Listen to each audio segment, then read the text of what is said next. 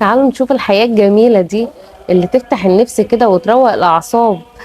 بصوا الناس دي بيتهم حلو قوي. الناس دي في الأرياف بيتهم جميل جدا.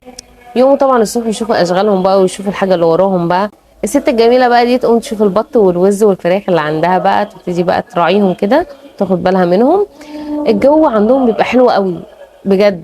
اما بروح اي مكان فيه ريف، مجرد بس ان احنا نقرب على المكان ده، الريحة بس بتاعت الزرع وبتاعت الحطب وبتاعت الكلام ده كله بتريح اعصابي. والقعدة هناك بتبقى جميلة بجد والله، واجدع ناس واحسن ناس الناس الارياف. حتى الاكل عندهم ليه طعم تاني خالص، يعني هو نفس الحاجة اللي موجودة عندنا، نفس الخضرة اللي موجودة عندنا، بس سبحان الله عندهم كده حلاوة تانية كده. تحس ان كل حاجة عندهم ليها طعم تاني. واتبسط قوي بالخبيز بتاعهم. البهجة اللي عندهم اصلا في حياتهم ان هم يقعدوا يخبزوا ويلموا الاولاد حواليهم، والدنيا دي كلها بتبقى ليها طعم تاني خالص.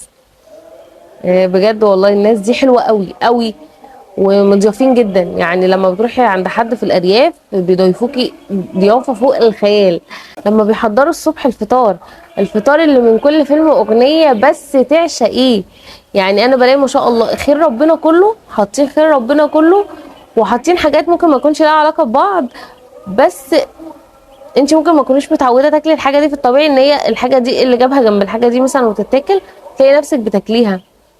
وبتبقى الحاجه تحفه تحفه وجميله كده، بتبقى ليها طعم تاني وليها ريحه تانية.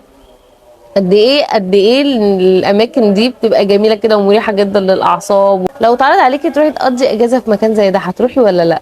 ما تنسيش تكتبي لي بتابعيني منين يا قمر، انا شيماء غريب. لو انت اول مره بتشوفيني ما تنسيش تحطي الكومنت اللي زي العسل اللي شبهك، ولايك عشان بيرفع معانا الفيديو. اشوفكم ان شاء الله في فيديوهات حلوه كتير تعجبكم. ما تنسوش هسيب لكم كل مواصل التوقع الاجتماعي اللي تصلكوا بيا في اول كومنت. اشوفكم ان شاء الله على خير، مع السلامه.